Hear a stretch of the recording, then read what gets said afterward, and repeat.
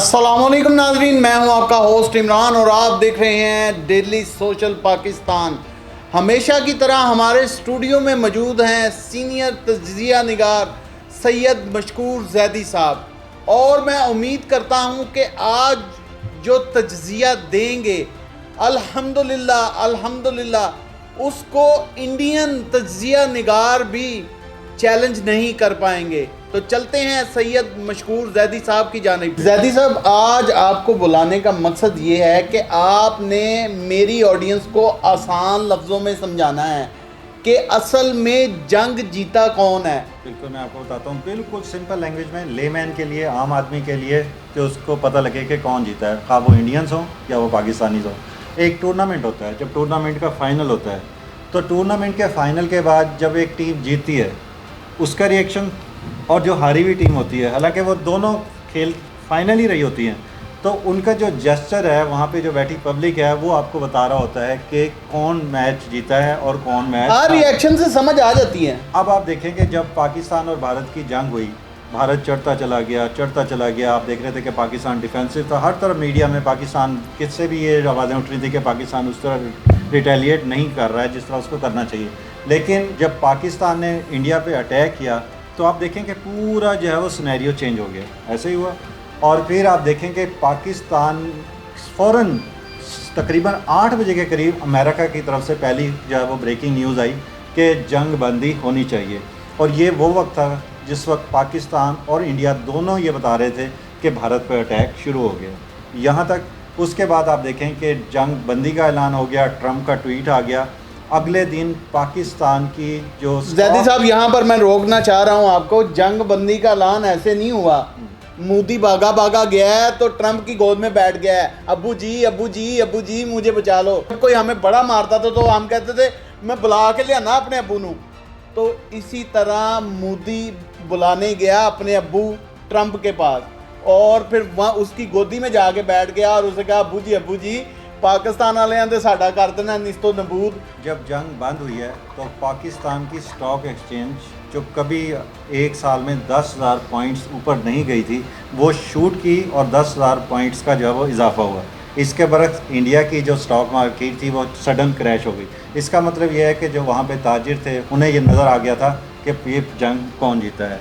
दूसरी बात यह है कि पाकिस्तान की तरफ से जब डोनाल्ड ट्रंप का ट्वीट आया तो उससे रात तक इंडिया ये कह रहा था कि हम पीओके जब तक हमें नहीं मिलता, जिसे आज़ाद कश्मीर कहते हैं और जो इंडियन उसको ऑक्यूपाइड कश्मीर कहते हैं, कि जब तक हम मकबूजा कश्मीर अपने हाथ में नहीं ले लेंगे हम जंग बंदी नहीं करेंगे। अगले दिन आपने देखा कि मोदी का और उसकी जो गवर्नमेंट थी उन्होंने क्या बिल्कुल इस हवाले से उनकी बात ख़त्म हो गई। और फिर इंडियन मीडिया का रिएक्शन देखें और पाकिस्तानी मीडिया का रिएक्शन देखें, फिर पब्लिक का रिएक्शन देखें। पाकिस्तानी अवाम आपको सड़कों पे नज़र आई, पाकिस्तान में जश्न नज़र आया।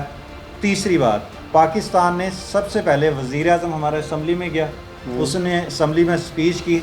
इस दौरान शोर मचता रहा, मोदी कहाँ गायब है, आपको मोदी कहीं नज़र नहीं आया।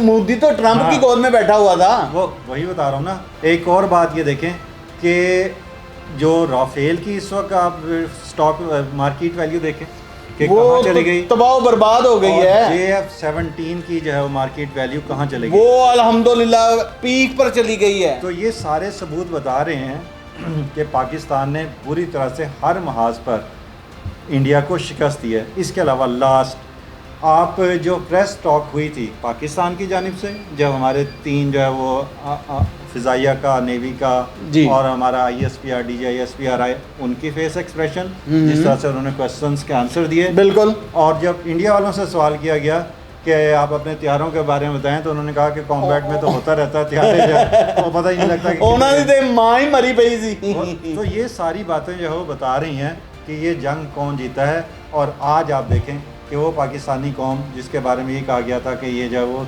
तिनके की तरफ बिखरी पड़ी है, आज सारी यूनाइटेड है। आज हमारे सोशल मीडिया पे हर तरफ जो है वो कामरान की तो मिसाल खैर है ही है, उसको तो ही इज़ मैचलेस। आने वाले वक्त में क्या जंग होगी या नहीं होगी, सिर्फ शार्टली लफ्ज़ों में बताइएगा।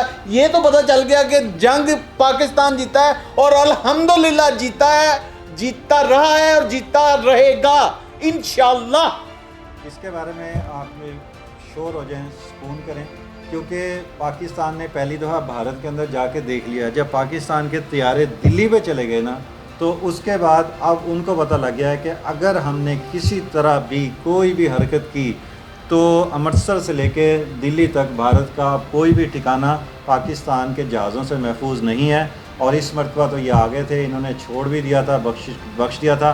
पाकिस्तान ने वाज़ेह तौर से कह दिया है कि नेक्स्ट टाइम हम अगर आए तो खाली नहीं आएंगे, दिल्ली के ऊपर पाकिस्तान का सब जिलाली परचम लहरा कर आएंगे। जो मेजर गोबर आर्या है, इसको है कौन, इसको इतनी हाइप क्यों दी जा रही है और इसको इसकी इतनी मीडिया कवरेज क्यों दी जा रही है? मैं तो इसको बिल्कुल जो लफ्ज़ आपने इस्तेमाल किया मैं नहीं कहूँगा, मैं तो इसको गौरव आर्या ही कहूँगा। ये वो शख्स है कि जिसने 1994 में जो है वो आर्मी ज्वाइन की थी और उसके बाद सिर्फ 5 साल जॉब करने के बाद ये फ़ौज को छोड़कर भाग गया था। हैं? 5 साल जॉब की? जी, यही वजह है कि आपके जहन में सवाल आता होगा कि इतने बड़े बड़े जो आते हैं ऑफिशियल्स आते हैं, मेजर जनरल आते हैं, लेफ्टिनेंट जनरल आते हैं, तो ये मेजर जो है वो यहाँ पे आके टीवी पे किस तरह बैठ जाता है। और फिर आपकी इसका जो मेंटल लेवल है उसकी वजह भी यही है कि ये चूँकि ग्रो अप नहीं कर सका आर्मी में और ये वहाँ से भगोड़ा था और वहाँ से भाग गया था ये, और इसने सिर्फ 5 साल जॉब की थी। यही वजह है कि खुल के इस तरह जो है वो बातें करता है। अच्छा जैदी साहब, मुझे ये बताइएगा कि इसका माजी है क्या? अगर इसने 5 साल जॉब की है तो फिर भी इसको इतनी हाइप मिल रही है, इतनी टीवी कवरेज मिल रही है, तो इसका माजी भी मेरे नाज़रीन को बताएं ज़रा। इसके माजी के बारे में बड़ी दिलचस्प बातें बताई गई हैं कि जब कारगिल की वार हुई थी ना, उस वक्त ये एज ए मेजर वहाँ पे काम कर रहा था। और इसके बारे में ये बड़ा मशहूर वाक़या है कि जब जंग शुरू हुई तो उसी वक्त इसने प्लान बना लिया था कि अब जो है वो इसने यहाँ से जो है वो भाग जाना है। तो ये क्या करता था कि जंग के दौरान साबुन वाला पानी जो है वो पी जाता था, जिससे इसको टेम्परेचर हो जाता था, बुखार हो जाता था। इस तरह जो है वो अपनी जान खलासी किया करता था। और फिर जो है उनकी आर्मी ने जब महसूस किया कि ये जंग लड़ने के किसी तरह काबिल नहीं है, तो फिर जो है उन्होंने फ़ैसला किया कि इसको फ़ौज से फारिग कर दिया जाए। और इस तरह इसने बहुत early, just after 5 years of इस जॉब, इसने रिटायरमेंट ले ली थी। तो इसकी ये हालत है। दूसरा, जैसे आजकल आप देखते हैं कि एक पाकिस्तान का मेजर और एक कैप्टन, आदिल राजा का नाम आपने सुना होगा, जी और जी, एक हैदर मेहदी जो है वो अपना प्रोग्राम कर रहे हैं। जी बिल्कुल। तो ये लोग भी जो है वो बिल्कुल इसी तरह, चूँकि मीडिया में आ गए, जिसने सोचा कि अब मैंने क्या करना है, रोटी तो कमानी है, क्योंकि फितरी तौर से बेईमान था, 2 नंबरी करता था, गलत बयानी करता था, फसादी नेचर का था, शैतानी फितरत थी। शक्ल पर ही इसकी लानत बरस रही है, पड़ी हुई है पूरी तरह से। और फिर इसने सोचा कि मुझे जो है वो मीडिया पर आना चाहिए, और उसके बाद इसने जो है व्लॉगिंग का काम शुरू किया। अच्छा जैदी साहब, मुझे ये बताइएगा कि इसने नेशनल टीवी पर बैठकर हेड मनी रख दी, तो इसे कैसे इबरत का निशान बना सकते हैं? इंडिया सबसे ज़्यादा जो प्ली ले रहा है जंग की, वो कह रहा है कि पाकिस्तान के जो टेररिस्ट हैं वो पाकिस्तान से बैठ के शरारतें करते हैं और उन्होंने अब पहलगाम में 26 लोगों को मर्डर किया। यही बात है ना? बिल्कुल। अब आप ये देखें कि खुद इंडिया के मीडिया वाले मीडिया पे बैठकर, जो इंडिया का गोदी मीडिया है, वो जंग के लिए बाकायदा उकसाते रहे हैं और उन्होंने 26 लोगों की खातिर 26 करोड़ लोगों की ज़िंदगी दाव पे लगा दी है। अब चूँकि, और किसी पाकिस्तानी शख्स ने कभी भी किसी टीवी मीडिया पर आकर कभी भी इंडियन के जो है वो प्रेसिडेंट, आर्मी चीफ या प्रेसिडेंट के ख़िलाफ़ इस तरह की बात नहीं की, जिस तरह की संगीनी से, जिस तरह की इसने बिल्कुल ओपनली आके जो है वो उनकी हेड मनी रख दी और कहा कि मैं अपना घर और जायदाद सब कुछ बेच दूंगा और मैं पैसे दूंगा जो ये, यानी इसने अपनी कौम को जो है वो जंग के लिए उकसाया। दादी साहब, ये मुझे मेंटली सिक लगता है, मेंटली बीमार है ये। बिल्कुल ऐसा ही है कि शख्स जो जहनी तौर से माजूर होगा, जो सोच रहा होगा कि जब उसको कामयाबियाँ अपनी फ़ौज में नहीं मिल सकें, तो फिर उसने ये सोचा कि किसी तरह जो है वो आग लगाई जाए, आग भड़काई जाए, और फिर उसने जो है वो इस शरारत को, इस शैतानी मंसूबे को अमली जामा पहनाना शुरू किया। और आज जो है वो आप देख रहे हैं कि उसकी वजह से पाकिस्तान और इंडिया दोनों जंग के दहाने पर ना सिर्फ पहुँचे बल्कि उन्होंने एक दूसरे पर हमला भी कर दिया। अब पाकिस्तान को क्या करना चाहिए? पाकिस्तान को चाहिए कि आलमी अदालत इंसाफ में, इंटरनेशनल कोर्ट ऑफ जस्टिस में जाएं, इसकी ये वीडियोस लेके जाएं और बताएं, दिखाएं दुनिया को कि पाकिस्तान दहशतगर्द है या इंडिया वाले दहशतगर्द हैं, और पाकिस्तान को ये एक्शन ज़रूर लेना चाहिए। बहुत शुक्रिया नाज़रीन, ये थे हमारे साथ सैयद मशकूर जैदी साहब, जिन्होंने अपना तज्जिया दिया, और मैं दावे के साथ कह सकता हूँ कि इनके तज्जिए को इंडियन एनालिस्ट भी चैलेंज नहीं कर सकते। इसी के साथ अपने मेज़बान इमरान और कैमरामैन सैयद जैगम अब्बास को दीजिए इजाज़त। देखते रहें डेली सोशल पाकिस्तान। अपना और अपने प्यारों का ढेर सारा ख्याल रखें। पाकिस्तान जिंदाबाद।